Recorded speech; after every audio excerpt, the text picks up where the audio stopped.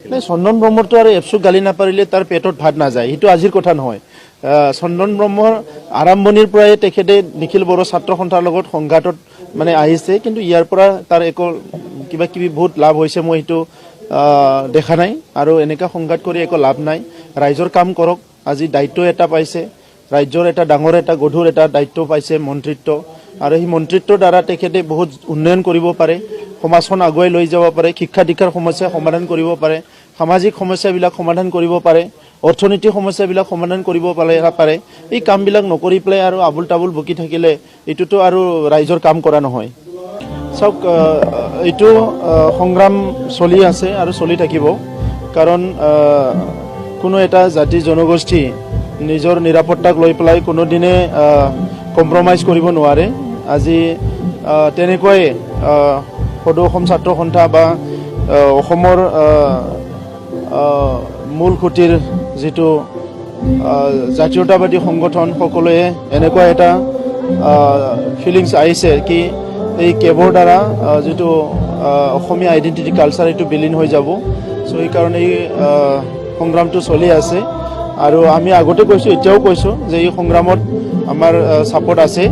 আমি কিছুমান কাৰণত আজি হয়তো এক্টিভলি আমি পাৰ্টিচিপেট কৰিব পৰা নাই।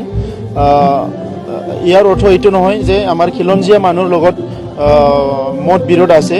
আমি সকলো খিলঞ্জীয়াৰ লগত আমাৰ মত একেই। উত্তৰ পূৰ্বাঞ্চল নিৰাপত্তা পাব লাগে, অসম নিৰাপত্তা পাব লাগে, সেইটো আমি সদায় বিচাৰোঁ। কিন্তু ইয়াত জাতি ভেদাভেদ বা সমাজ ভেদাভেদ যিবিলাক কাম হয়, এইবিলাক আমি কেতিয়াও নিবিচাৰোঁ।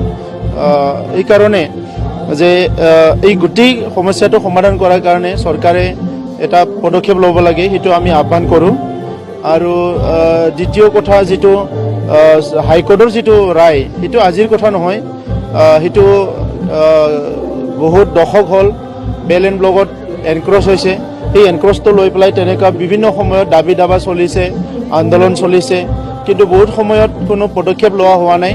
কিন্তু বাস্তৱটো হৈছে যে বেল এণ্ড ব্লকৰ ভূমিৰ নিৰাপত্তা পাব লাগে, কিন্তু ইয়াৰ নামত কোনোবা জাতি জনগোষ্ঠীয়ে কিবা হাৰাশাস্তি হ'ব লাগে, সেইটো আমি বিচৰা নাই।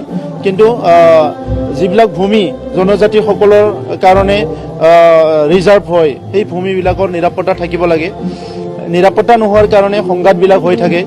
গতিকে হাইকোৰ্টৰ যিটো ৰায়, সেইটো লৈ পেলাই শংকিত হ'ব নালাগে, আৰু লিগেলি যিবিলাক একশ্যনবিলাক, এক্টিভিটিছবিলাক হয়, এইটো কেতিয়াও মানে ইনহিউমেন হ'ব নোৱাৰে, কোনোবা জাতি গোষ্ঠীক টাৰ্গেট কৰি হ'ব নোৱাৰে। গতিকে সেইটো লৈ পেলাই কিছুমানে ৰাজনীতি কৰিবলৈ ওলাইছে, সেইটো ৰাজনীতিকৰণ কৰিব নালাগে বুলি মই ভাবোঁ।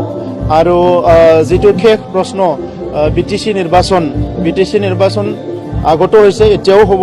নিখিল বড়ো ছাত্ৰ সন্থা হিচাপে আজিলৈকে আমি সেইটো লৈ পেলাই কোনো ডিচিশ্যন লোৱা নাই। আমি পৰৱৰ্তী সময়ত চাম যে ইয়াত ৰাইজৰ মতামত কি, কোনে কেনেকৈ চিন্তা কৰে।